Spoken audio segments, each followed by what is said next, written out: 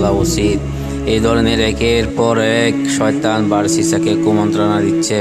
সব কুমন্ত্রণা বন্ধুরা আপনারা লক্ষ্য করেন, একটি সে একটি সুন্দর কুমন্ত্রণা, এখানে ফেলানোর মতো কোনো কিছুই নাই।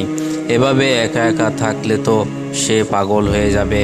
বারসিসা মেয়েটির কথা চিন্তা করে সে তার সাথে রুমের আড়ালে বাইরে থেকে কথা বলা শুরু করে দেয়।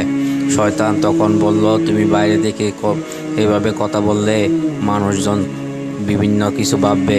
তুমি তার কাছে গিয়ে একা গোপনে বাসায় ঢুকে কথা বলো, মেয়েটি খুব শান্তি থাকবে এবং হাসি খুশি থাকবে। এভাবে শয়তান কুমন্ত্রণার একের পর এক কুমন্ত্রণা দিতে লাগলো। এভাবে শয়তান তার কাজের কঠিন অংশ বাস্তবায়ন করলো। এক পর্যায়ে বার্সিয়া এবং মেয়েটির মধ্যে দুর্বলতা সৃষ্টি হয়ে গেল এবং তারা ব্যভিচারে লিপ্ত হয়ে গেল। মেয়েটি হঠাৎ একদিন গর্ভবতী হয়ে গেল।